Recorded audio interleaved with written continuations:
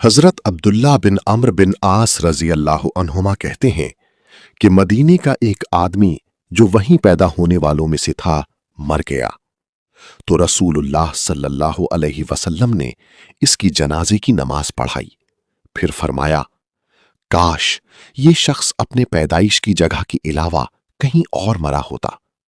لوگوں نے عرض کیا اللہ کے رسول ایسا کیوں؟ تو آپ نے فرمایا آدمی جب اپنی جائے پیدائش کے علاوہ کہیں اور مرتا ہے تو اسے جنت میں اس کی جائے پیدائش سے جائے موت تک جگہ دی جاتی ہے۔ سنن نسائی حدیث نمبر 1833۔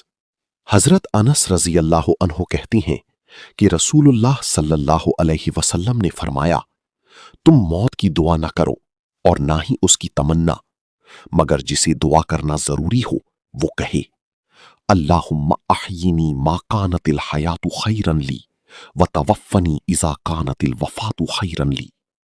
اے اللہ مجھے زندہ رکھ جب تک میرے لیے زندہ رہنا بہتر ہو، اور موت دے دے جب میرے لیے موت بہتر ہو۔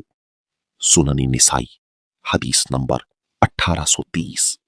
حضرت بریدہ رضی اللہ عنہ کہتے ہیں کہ میں نے رسول اللہ صلی اللہ علیہ وسلم کو کہتے سنا مومن ایسی حالت میں مرتا ہے کہ اس کی پیشانی پسینہ آلود رہتی ہے۔